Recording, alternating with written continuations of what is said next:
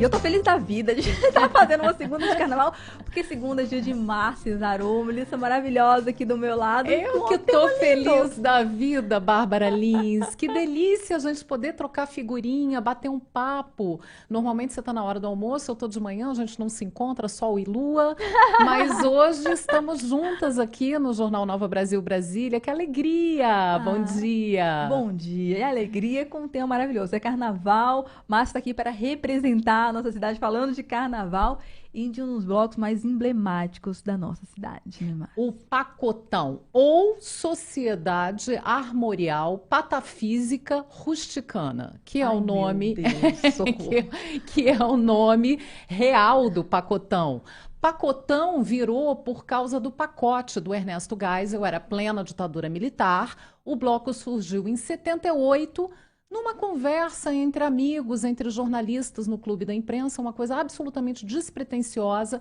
Resolveram fazer um bloco de carnaval, botaram esse nome pomposo, Sociedade Armorial Patafísica Rusticana, o armorial em homenagem ao movimento do Ariano Suassuna de valorização da cultura brasileira, patafísica, ciência das soluções imaginárias, rusticana era uma menção à Cavalaria Rusticana, que é uma ópera, e já era para dar uma provocada nos generais que vinham da cavalaria.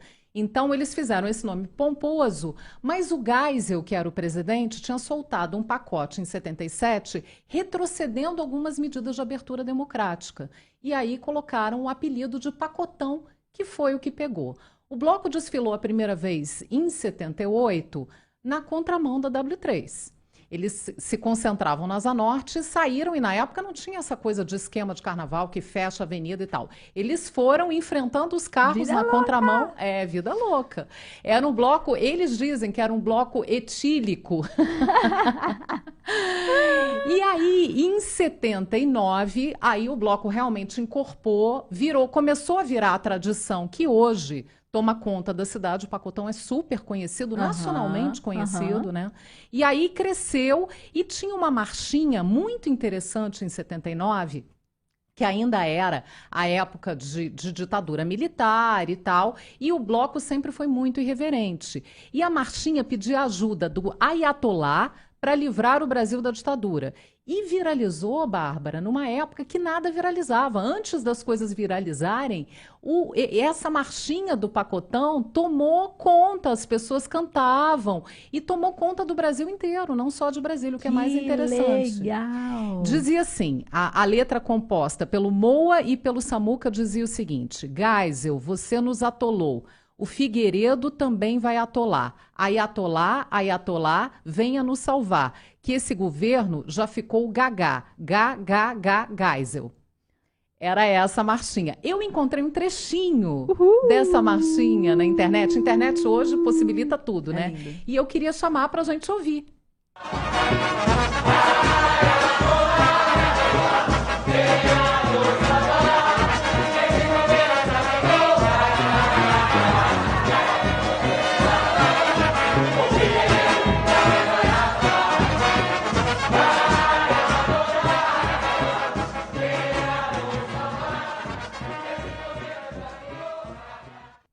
Demais, né? Não, e aí ficou tão na cabeça, assim, eu nem tinha nascido aí, mas assim, como a gente ouvia sempre ali no Rechão com eles, eles tocavam isso o tempo inteiro, porque marcou uma identidade do grupo, foi muito Virou legal. uma marca registrada do bloco, essa marchinha, né? Todo mundo que se refere, e aí ganhou as manchetes do Brasil inteiro. Porque era uma coisa muito diferente, muito irreverente e, ao mesmo tempo, muito corajosa. Pois é. Porque no momento em que não havia nenhuma liberdade, eles conseguiram usar o humor como uma arma para combater a falta de liberdade no país. Então foi muito interessante aquela história de que a gente fala muito que o humor é uma arma realmente muito potente para você conseguir as coisas. A gente tem até a história do bobo da corte, né? Que era o único que podia criticar o rei. E aí o Pacotão veio em várias épocas diferentes, trazendo essa irreverência e essa crítica política. Então é muito interessante, porque a gente teve a luta contra a ditadura, a gente teve a campanha pelas diretas, tudo isso passou, o impeachment do Collor, tudo isso passou pelo Pacotão. E aí eu separei algumas fotos, quem está acompanhando pelo YouTube pode acompanhar, da Elza Fiuza, da fotojornalista Elza Fiuza, que ela acompanhou o Pacotão em vários momentos, desde a criação até várias diretas já. A gente tem as meninas vestidas com as letras do diretas, várias faixas. O bloco inovou nisso também, porque não tinha essa coisa de levar faixa para bloco de carnaval. Olha! E era sempre muito irreverente. O Pacotão teve essa sacada de usar isso como arma, né? Então, essas fotos da Elza Fiuza eu acho muito sensacionais, porque ela conseguiu registrar vários momentos e conseguiu pegar um pouco essa alma do bloco, irreverente, divertida, e usando sempre a crítica política como o maior mote dos desfiles. Então, eu acho isso super interessante. Ontem eu falei com a Marina Praia, que é a filha da Elza Fiuza, para pedir autorização para usar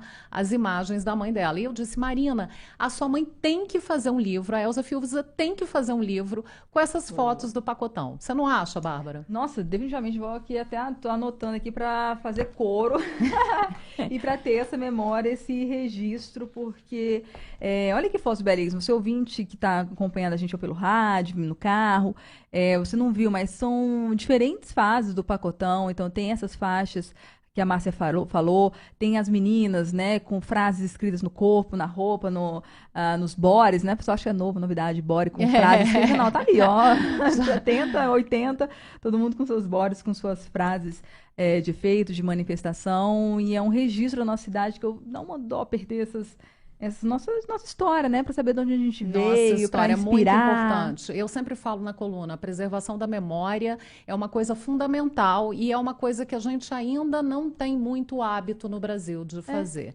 E é tão importante para saber de onde a gente veio, para onde a gente vai. A preservação da memória é fundamental. E o Pacotão está na tradição. Muita gente fala, Brasília não tem tradição, Brasília não tem carnaval. Brasília tem carnaval e Brasília tem tradição. E o Pacotão está aí para provar isso, né? É um bloco que está desde o final da década de 70 e vivo. E continua fazendo crítica política. Agora, de uma maneira diferente, agora não são mais os fundadores que organizam o bloco, é uma outra galera desde a década de 90. Esses jornalistas fundadores acabaram saindo e assumiram outras pessoas, mas é interessante que eles mesmos, que fundaram o bloco, dizem que o bloco virou da cidade, não é de mais ninguém. Ele pertence a Brasília. Então, eu acho isso muito poético também, muito bacana, né? E aí, que nem sou tão carnavalesca assim, tenho memórias do Pacotão também. Olha! Tenho memórias do Pacotão porque o meu tio, jornalista, Carlos Arur, estava nesse momento ali do embrião do Pacotão, participou de toda essa fundação do bloco. E eu me lembro, pequena, eu, minha irmã, Helena, meus primos, Cecília e Fernando, a gente ia para o Pacotão e participava do Pacotão. E o meu tio tinha Era uma espécie de uma caminhonete antiga que a gente chamava de chimbica, carinhosamente a gente deu o apelido de chimbica, e as crianças iam na carroceria dessa caminhonete, passando pela contramão da W3, da W3 Norte para a W3 Sul. E aí, hoje eu acho que é a coluna das Elzas, né? Porque a esposa do meu tio Carlos Arur, a Elza Zarur, conseguiu encontrar fotos da chimbica, que quem está acompanhando pelo YouTube vai ver nesse momento o carro que levava a criançada. Uou! Demais, né? Levava a criançada toda na carroceria, ia uma galera na carroceria. E o mais legal é que ficava um monte de criança e os pais iam botando, e realmente era um bloco, sempre foi um bloco muito etílico. E iam colocando as crianças dentro dessa carroceria, os pais iam botando ali, e no final, meu tio ficava um tempão esperando os pais resgatarem as crianças que ficavam esquecidas na carroceria da chimbica. Então, histórias do Pacotão, histórias do Carnaval de Brasília, histórias da memória da nossa cidade. Ai, podia ter mais chimbicas por aí nesses carnavais de Brasília, né? Principalmente os que andam muito com criança. Porque é isso, eles faziam um percurso grande, eles saíam da 8, da 7, eu não sei, saiu bem do meio, da meiuca ali, da W3, e atravessavam a W3 Sul, Ou seja, era um caminho longo. Para quem tinha criança, Chimbique é maravilhoso. Não, e o bloco durava praticamente o dia inteiro, né? É um percurso, nem era um percurso tão longo assim, mas é porque o ritmo era carnavalesco.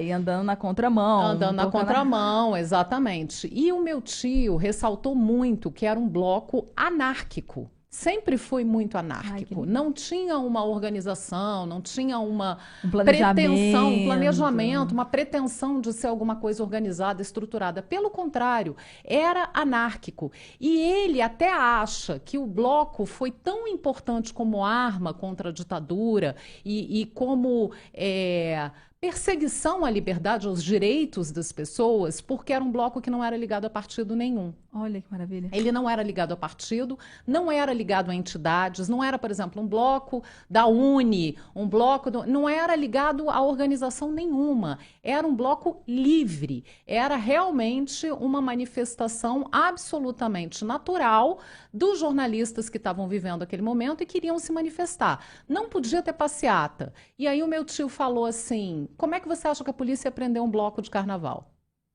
Sensacional. Né? Assim, você tinha a possibilidade de se manifestar sem ter o risco de ser preso, porque ia ficar muito feio para a polícia prender um bloco de carnaval. Né? Ia ficar até ridículo, na verdade. Então, eles conseguiram isso como uma brecha, como uma arma para se manifestar e para exigir liberdade. Então, eu acho que a fundação do Pacotão é uma coisa também muito poética. A essência do bloco é muito bacana. Hoje já é uma coisa um pouco diferente, desde a década de 90, quando os fundadores saíram e tal, já virou outra coisa, mas o bloco continua e, como eles dizem, o bloco hoje é da cidade. Não é de mais ninguém, é simplesmente de Brasília. Eu adoro, eu tenho um suspeito, assim, eu acho que eu tenho um pezinho nesse negócio de anarquismo, porque os bloquinhos de Brasília que eu mais sou apaixonada são esses que não tem uma organização certa, não tem ordem, não tem muito planejamento. Tem um que eu sou fã de carteirinha, que é o Calango Careta. Calango Careta, maravilhoso.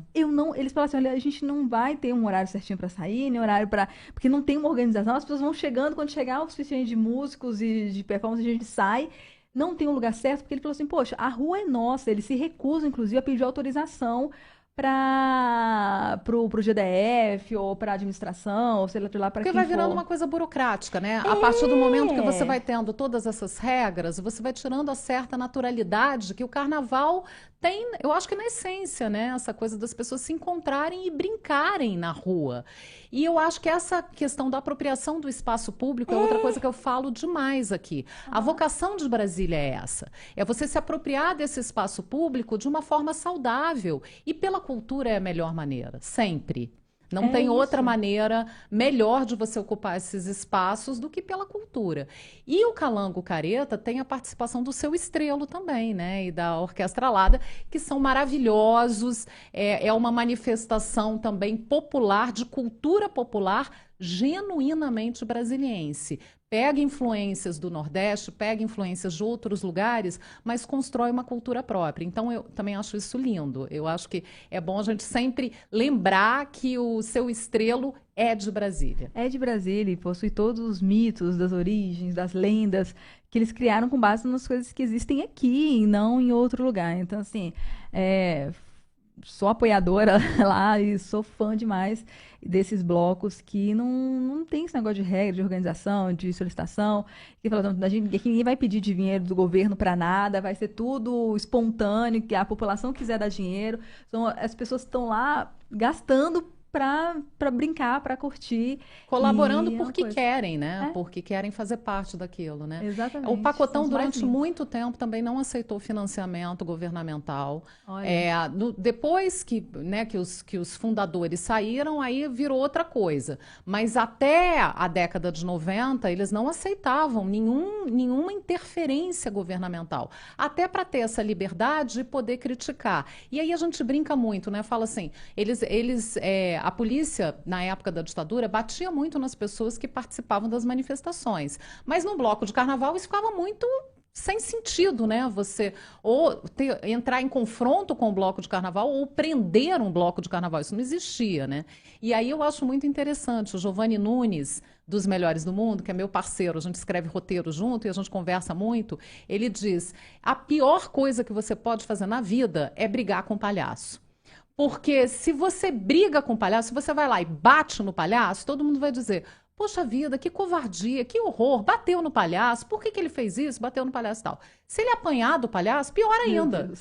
Apanhou do palhaço? Como assim, gente? Não acredito, que humilhação você apanhar do palhaço. Então, não crie confusão com o palhaço. Deixe o palhaço fazer a sua parte, deixe o palhaço fazer o seu humor. E foi essa arma que o Pacotão usou para incomodar e provocar muito os governos que estavam ali e muitos restringindo a liberdade das pessoas. Ah, que contribuição gostosa dessa segunda-feira, Márcia. Sensacional. E com um pezinho aí, né? Tem filho, tem sangue. Você trouxe um pouquinho de sangue, tá do seu tio aí, trazendo com a certeza, sua história com certeza. Também. E amanhã aí só fazer o convite, né, Bárbara? Amanhã, à 13h, na 302 Norte, concentração do Pacotão, segue tradicionalmente, como sempre, pela contramão da W3, vindo para a Asa Sul. Então, tá todo mundo convidado. O Wilsinho, que é um dos organizadores do momento, diz que vai ter, inclusive, uma exposição de fotos ali na 302 Norte. Tem o Picanhas, que é um restaurante, eles vão montar uma coisa ali. Então, vai ter também esse resgate da memória com algumas fotos antigas que vão estar à disposição dos foliões lá. Ó, gente, aproveita, vai ter um tempo lindo para você curtir um pouquinho da história e de blocos diferentes aqui da nossa cidade. Valeu, Márcia! Valeu, ótimo carnaval para você, para todo mundo, mesmo que a semana seja difícil, que ela seja maravilhosa e muito carnavalesca. Amém.